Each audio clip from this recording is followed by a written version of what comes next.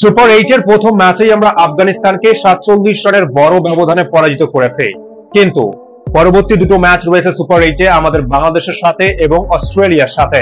তারপর সেমিফাইনাল বা ফাইনালে যদি আমরা কোয়ালিফাই করি, তাহলে এই যে ব্যাটিং লাইন আপ নিয়ে আমরা খেলছি, আমাদের ব্যাটসম্যানরা কিন্তু ঠিক পারফরমেন্স করতে পারছে না।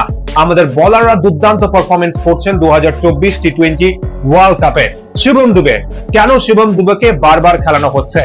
তাহলে বাংলাদেশের বিরুদ্ধে আমাদের পরবর্তী ম্যাচ রয়েছে, সেই ম্যাচে কি আমাদের সেম একাদশ নিয়েই মাঠে নামবেন ক্যাপ্টেন রোহিত শর্মা, নাকি পরিবর্তন করা প্রয়োজন? কেননা অস্ট্রেলিয়ার সাথে ম্যাচ রয়েছে, পরবর্তীতে সেমিফাইনাল রয়েছে, ফাইনাল রয়েছে। যেভাবে আমাদের টপ অর্ডার ব্যাটসম্যানরা পারফরমেন্স করতে পারছে না, আমরা কিন্তু তাহলে নকআউটের বড় ম্যাচগুলোতে গিয়ে ফেসে যেতে পারি। সেটা কিন্তু এখন থেকেই আমাদের ভাবনা চিন্তা শুরু করতে হবে। পরবর্তী ম্যাচ রয়েছে আমাদের বাংলাদেশের সাথে, আমরা আফগানিস্তানের সাথে সহজেই জয় পেয়েছি, 181 রান করেছি। কিন্তু এই ম্যাচে আমাদের টপ অর্ডারে সেভাবে কেউ পারফরমেন্স করতে পারেনি। কিন্তু সূর্য কুমার যাদবের দুর্দান্ত অর্ধশত রান এবং সূর্য কুমার যাদব এবং হার্দিক পান্ডিয়ার মিডল অর্ডারের যে পার্টনারশিপ, যার ফলে কিন্তু আমরা 181 স্কোর করতে পেরেছি। শেষের দিকে অক্ষর প্যাটেল ভালো ব্যাটিং করেছে। তাছাড়া কিন্তু যদি দেখেন, আমরা এই ম্যাচে আমাদের ব্যাটসম্যানরা কিন্তু সেভাবে কেউ পারফরমেন্স করতে পারেনি। বিশেষ করে শিবম দুবে এখনো পর্যন্ত 2024 টি20 ওয়ার্ল্ড কাপে তিনি পারফরমেন্স করতে পারছেন না। বিরাট কোহলি ফর্মে নেই, কিন্তু বিরাট কোহলিকে নিয়ে চিন্তার কোনো বিষয় নয় যে বিরাট কোহলি পারফরমেন্স করবেনই। কিন্তু শিবম দুবে তিনি যে মাঠে নামছেন, তাকে তো দেখেই মনে হচ্ছে যে তিনি পারফরমেন্স করতে পারবেন না। তার যে বডি ল্যাঙ্গুয়েজ, মনে হয় তাকে জোর করে মাঠে নামিয়ে দেওয়া হয়েছে। কেন খেলছেন? কি দুর্দান্ত নাকি ফর্মে ছিলেন আইপিএল এ, কিন্তু আন্তর্জাতিক ক্রিকেট সত্যি আলাদা। তাই শিবম দুবের জায়গায় আমাদের এখন পরিবর্তন করা উচিত এবং বাংলাদেশের বিরুদ্ধেই করা উচিত। কি মনে হচ্ছে আপনাদের? শিবম দুবেকে কি খেলানো উচিত নাকি পরিবর্তন করা উচিত? দেখুন, আমার যা মনে হয়, বাংলাদেশের বিরুদ্ধে আমাদের একাদশে পরিবর্তন করেই মাঠে নামা উচিত।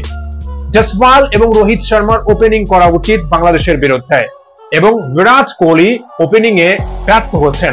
তাই বিরাট কোহলি 3 নম্বরে খেলুক, তাহলে আমার মনে হয় যে আমাদের যে ব্যাটিং লাইন আপটা রয়েছে আরো শক্তিশালী হবে এবং আমাদের টপ অর্ডাররাও পারফরমেন্স করতে পারবে। এবং মিডল অর্ডারে তো হার্দিক পান্ডিয়া, পান্ট এবং তার সাথে সূর্য কুমার যাদব রয়েছেই, ভালো পারফরমেন্স করবেন এটাই আমরা আশা করি। বোলারদের নিয়ে নো ডাউট যে বোলাররা দুর্দান্ত পারফরমেন্স করছে। জসপ্রীত বুমরাহকে তো খেলতেই পারছে না, এবং জসপ্রীত বুমরাহ যদি এভাবেই পারফরমেন্স করে, সেমিফাইনাল বা ফাইনালেও যদি এরকম পারফরমেন্স করতে পারে, তাহলে 2024 টি20 ওয়ার্ল্ড কাপ কিন্তু ভারতেই আসবে। কিন্তু তার আগে আমাদের কিছু তো পরিবর্তন করতেই হবে, কেননা আমাদের টপ অর্ডারে আমাদের ওপেনাররা সেভাবে শুরু করতে পারছে না। তাই রোহিত শর্মার সাথে জসওয়ালকেই ওপেন করা উচিত। বাংলাদেশের বিরুদ্ধে ম্যাচে শিবম দুবের জায়গায় জসওয়ালকেই খেলানো উচিত। 3 বিরাট কোহলি এবং 4 নম্বরে ঋষভ পান্টকে ব্যাটিং অর্ডারে নামানো উচিত। কি মনে হচ্ছে আপনাদের?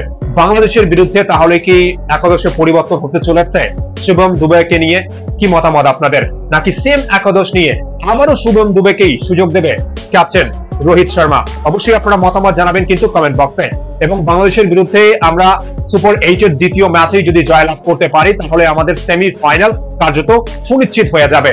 কিন্তু সুপার 8 এর শেষ ম্যাচ অস্ট্রেলিয়ার বিরুদ্ধে, এরপর সেমিফাইনাল বা ফাইনাল ম্যাচের আগে অবশ্যই যে ছোট ছোট ভুলগুলো রয়েছে, আমাদের অবশ্যই সেগুলো পাল্টে নেওয়ার সুযোগ রয়েছে এবং আমাদের চেঞ্জ করার সময় রয়েছে আমাদের হাতে। তো কি মনে হচ্ছে আপনাদের? একাদশে কি পরিবর্তন হতে চলেছে, নাকি সেম একাদশ নিয়েই খেলবে ক্যাপ্টেন রোহিত শর্মা? অবশ্যই আপনি আপনার মতামত জানাবেন কিন্তু কমেন্ট বক্সে। ও ভিডিওটি ভালো লাগলে অবশ্যই লাইক, কমেন্ট ও সাবস্ক্রাইব করে খেলাধুলার সমস্ত আপডেট পাওয়ার জন্য চ্যানেলটিকে অবশ্যই সাবস্ক্রাইব করে রাখবেন। শুভ ধন্যবাদ সকলকেই।